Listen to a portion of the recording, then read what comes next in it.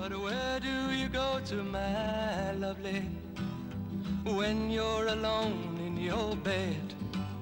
Won't you tell me the thoughts that surround you? I look inside your head, yes I do. Your name, it is heard in high places. I've been unemployed now for 12 months. Then one day I was looking through the job centre one afternoon. I only went in because I was in town. I didn't even make a special point of going to the job centre.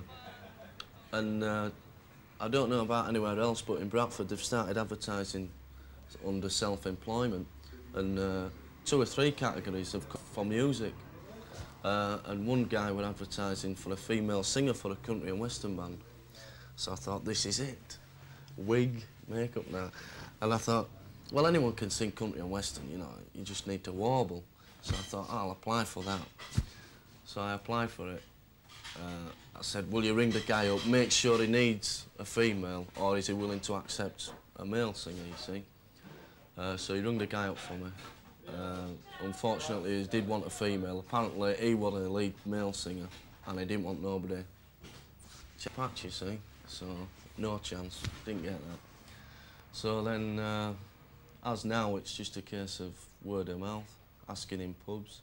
A lot of mates in pubs are, I mean, cowboys that do building jobs on the side of that. Even they're out of work, so if they can't find work, and these are skilled fellas at finding other jobs, if they can't find it, they can't be done about. So I just don't bother, I just let my interests run to my music now.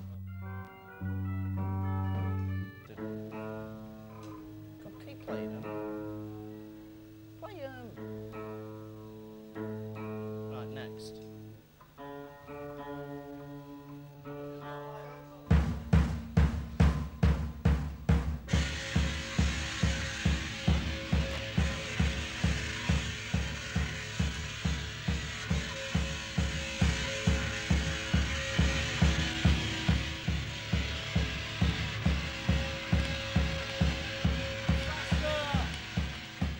I don't want to take a job now because people say, well, you've been out of work 12 months, you ought to take this job.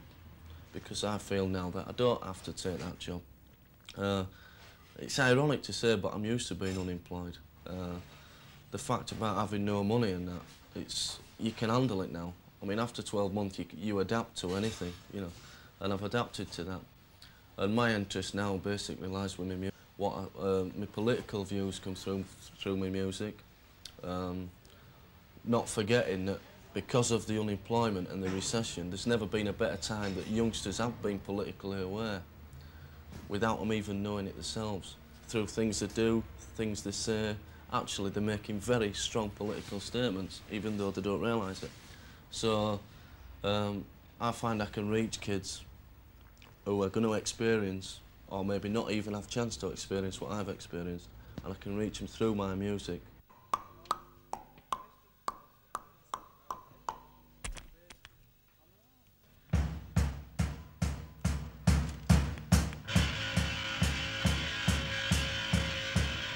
I've been interested in music since I could walk.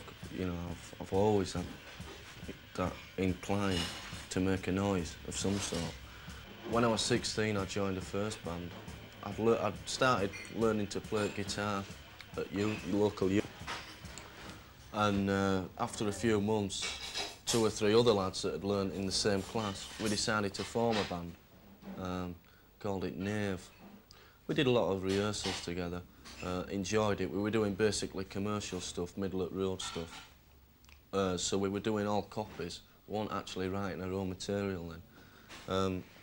We did a couple of talent contests at local working men's clubs, but we didn't get nowhere.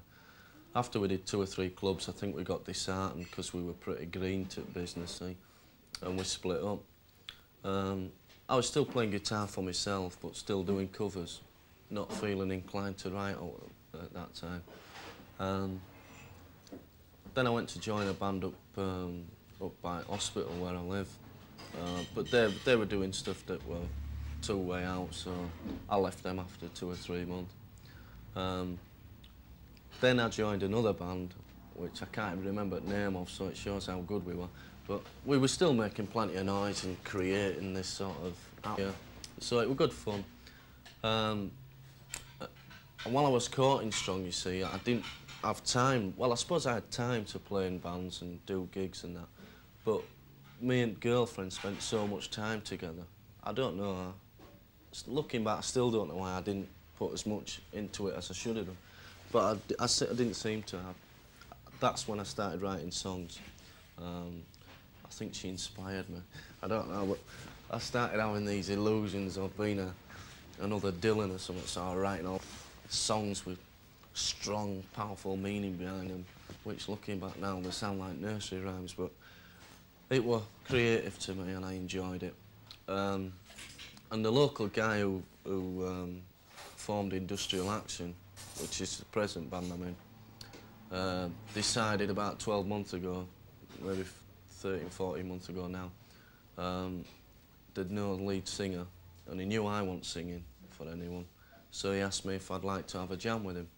So I thought, so I went down to see him. I listened to a few tracks that the band had already written. They were writing their own material, which was an advance in respect for me. So I thought, yeah, this is good stuff, it's all his own stuff. We're actually creating something more, a step beyond. So I thought, yeah, great. So I listened to a couple of tracks, started rehearsing with him, started writing new material with him. And we've been together now, as I say, about 14 months. The edges of war lie in the hearts of a few juvenile heroes with nothing in view.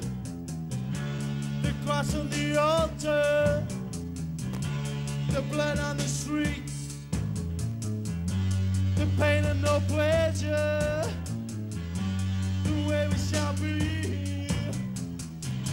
the way we shall be,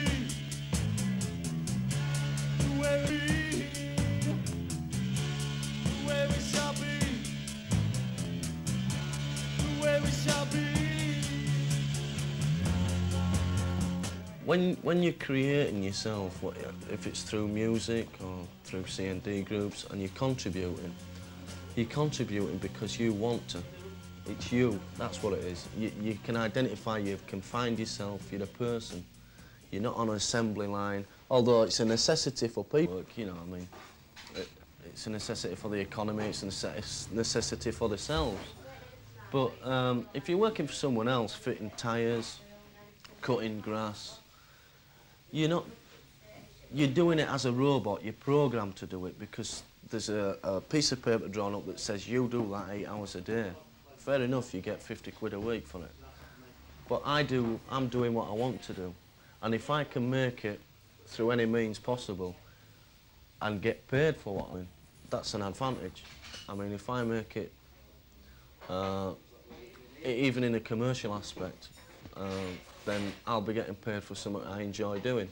Even if I have to sing Frank Sinatra songs on top at Pops, I'm still entertaining people, I'm getting off to people, and I'm still getting paid for it. So, in that respect, yeah, I do get a great deal more satisfaction.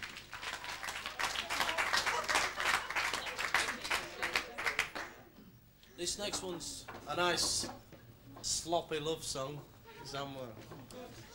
I'm a sucker for love songs. No, basically, I'm a very sad man, very sad.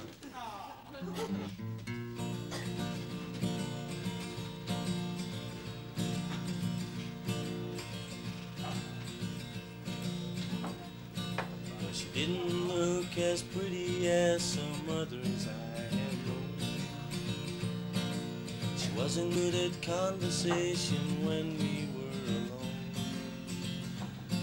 But she had a way of making me believe that I belonged.